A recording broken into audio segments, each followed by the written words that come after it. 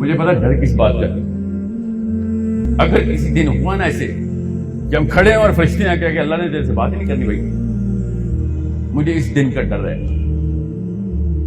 کہ وہ لوگ بھی ہیں جس سے اللہ نے, فرشتے نے کہا نا اللہ نے تیرے سے بات ہی نہیں کرنی, چلو وہ لائن لے تمہاری جاؤ. تو وہ والے دوست کیوں جس کو اللہ نے نہ بھی نہیں کرنی. ہم کھڑے دیکھتے تھے میچ بس.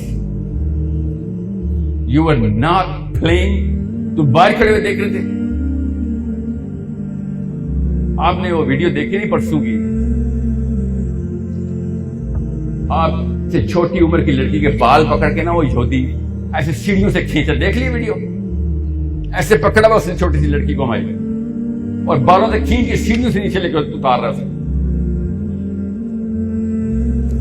میں نا اصل میں فلسطینیوں سے مل چکا ہوں, مسئلہ میرا یہ ہے.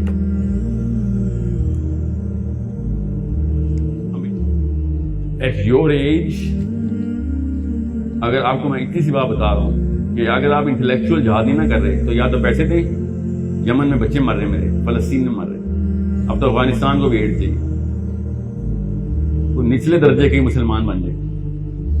نبی اسلام سے ایک بندے نے آ کے کہا یا رسول اللہ میں نے فلاں اماؤنٹ بتائی, بڑی ہیوی اماؤنٹ میں نے اتنی دی ہے جہاد میں, تو میں بھی مجاہد ہوں. نبی اسلام نے کہا جب ایک مجاہد گارڈ ڈیوٹی پہ ہوتا ہے نا, گارڈ ڈیوٹی پہ, اور جب وہ سو جاتا ہے ڈیوٹی کے بعد, تو جب خاک اس کے پیروں کے نیچے آتی ہے نا, تو جو تم نے پورا کچھ دیا ہے نا یہ اس خاک کے برابر بھی نہیں ہے. ابھی تجھے پتہ ہی کیا ہے کہ اسلام کے سسٹم میں پلیسمنٹ کیسے کرتے ہیں اپنی, but at least you is doing it, at least you are doing it, yes you have fall, but یہ رینک نہ اپنی سمجھ لیں گے, پلیسمنٹ مت سمجھ لیں گے.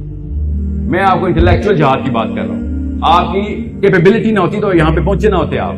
You better start fighting the thought process here. Don't lose the intellectual battle. At least be a part of these three flanks. یا تو intellectual warfare میں آپ, جو کہ آپ capable ہیں, اس لیے بتا رہا ہوں. You have to be the biggest advocates in terms of intellectual acumen.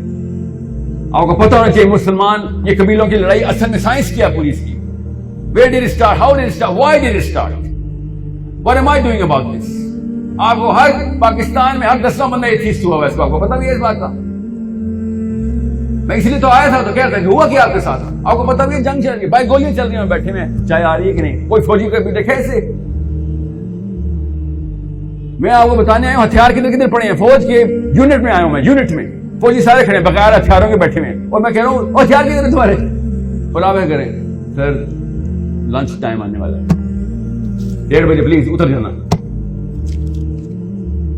ہتھیار کتنے آپ کے؟ اللہ تعالیٰ نے آدم علیہ السلام سے بتایا کہ 2 ہی فوجیں ہیں بس, ایک اس کی فوج, تیری فوج, اور شیطان کی فوج. سو جو تیری فوج میں نہیں ہے نا وہ اس کی فوج میں ہے, تیسری فوج ہی نہیں ہے کوئی. وہ جو تیسری فوج بنا رہا نا پاکستان کا بندہ, وہ تو ہے ہی کوئی نہیں, وہ تو ان کی فوج کا, شیطان کی فوج کا حصہ بنا رہا ہے. کیوں؟ کیونکہ وہ سیٹسفائی کرتا ہے, شیطان چھوٹے چھوٹے ثواب کا نشہ دیتا ہے.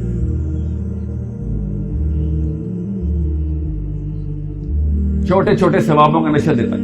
I'm going to end this.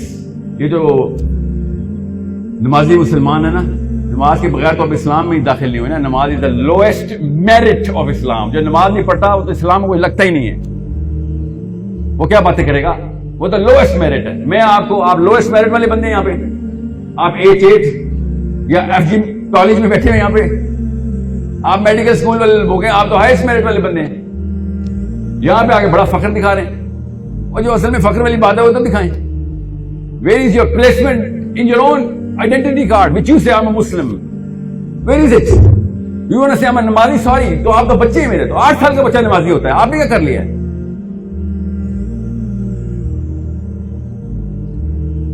سوچو سے آپ نے کیا کیا نمازی ہے, تو احسان تو نہیں کیا نماز پڑھ کے, وہ تو اسلام میں داخل ہونے کے لیے پہلا قدم ہے.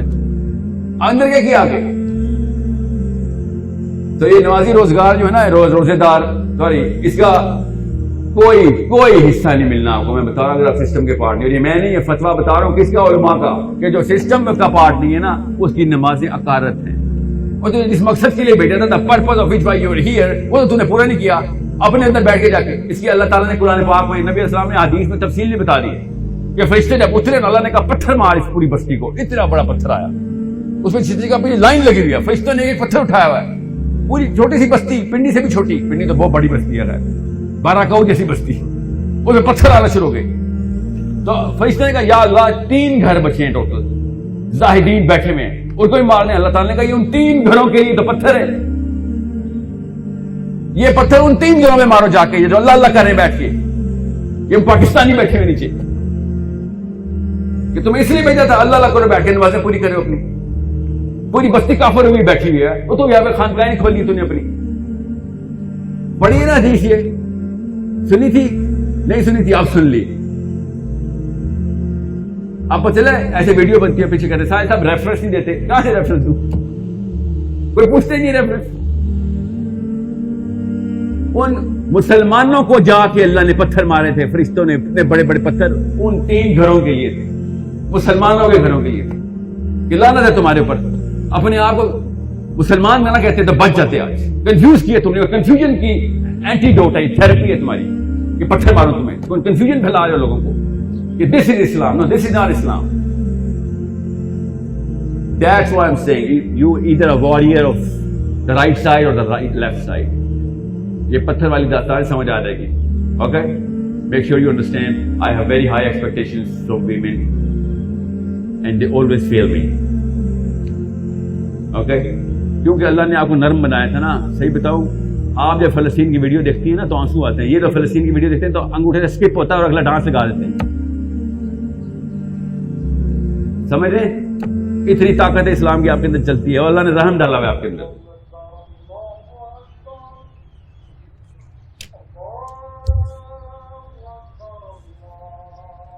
I hope this should be my cue.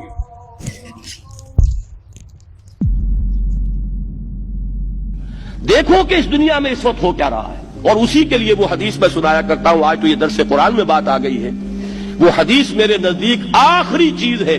اس کے بعد بھی اگر آنکھ نہیں کھلتی کسی انسان کی تو میں نہیں سمجھتا کہ وہ اپنے گرد اس نے جو یہ فلا تزکوا انفسکم, اس نے جو اپنے گرد تزکیہ نفس کا ایک مصنوعی حالہ بنا لیا ہے, کبھی بھی وہ اس حالے سے نکل سکے گا اگر اس حدیث سے بھی آنکھ نہ کھلی.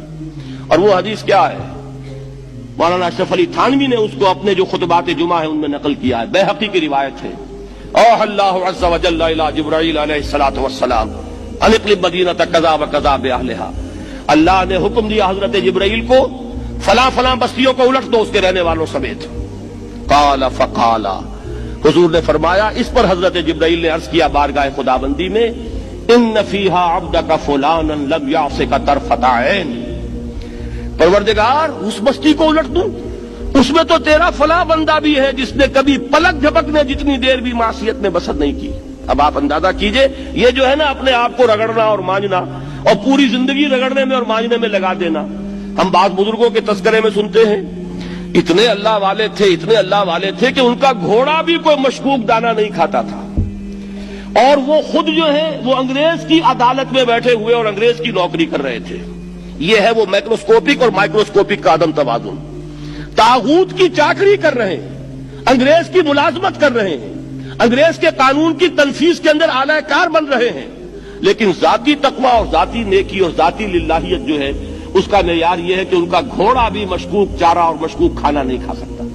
یہ ہے وہ عدم توازن, اس کو نوٹ کیجئے گا, جس کو کہ اس حدیث میں محمد الرسول اللہ صلی اللہ علیہ وسلم نے واضح کر دیا کہ حضرت جبرائیل عرض کرتے ہیں کہ اللہ فلاں بستی کو الٹ دوں, اس میں تو تیرا فلاں بندہ بھی ہے جس نے پلک جھپکنے جتنی دیر بھی معصیت میں بسر نہیں کی. ذاتی نیکی کا اب اس سے اونچا کوئی مقام کوئی شخص مجھے اگر بتا سکے تو میں اس کا مرید ہو جاؤں گا.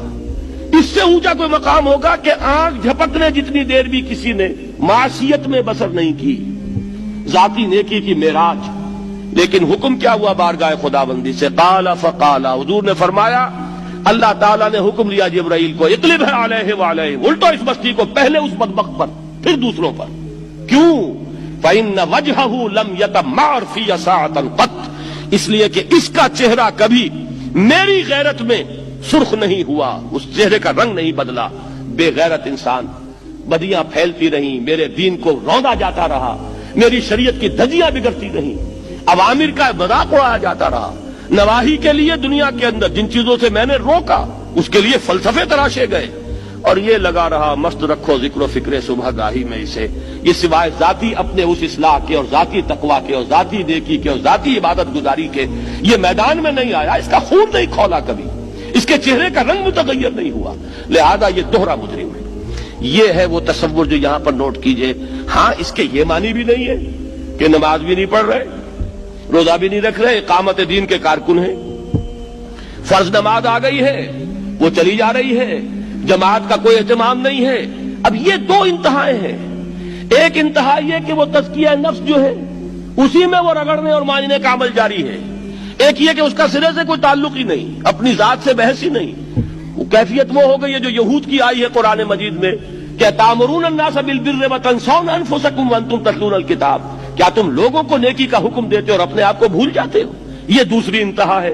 پھر وہی بات عرض کروں گا, وہی بال سے زیادہ باریک اور تلوار کی دھار سے زیادہ تیز راستہ ہے جس پہ چلنا ہوگا کہ نہ یہ ہو کہ وہ مبالغہ ہو رہا ہو, اپنی ذاتی اصلاح میں تو مبالغہ کی حد تک آگے جا رہے ہیں, اور دوسرے یہ کہ اپنے دین کی تبلیغ و اشاعت, اقامت دین کی جد و جہد اس کا کھانا ہی نہیں کھولا زندگی میں, وہ کھاتا ہی نہیں کھلا ہے. یہ ایک انتہا ہے. دوسری انتہا یہ ہے کہ انسان یہ سمجھے اپنے آپ کو کہ میں تو مجاہد فی سبیل اللہ اور دین کا کارکن اور دین کا میں اللہ کے دین کو قائم کرنے کی جد و جہد کرنے والا ہوں, جبکہ حال یہ ہو کہ جو کبائر ہیں وہ بھی زندگی میں موجود ہوں. ظاہر بات ہے فرض کا ترک کبیرہ ہے, نماز فرض چھوڑی تو کبیرہ گناہ کا ارتکاب ہو گیا, وہ تو کبائر میں آ جائے گا. فرائض کا ترک کر دینا کبیرہ گناہ شمار ہوگا. لہذا یہ دو انتہا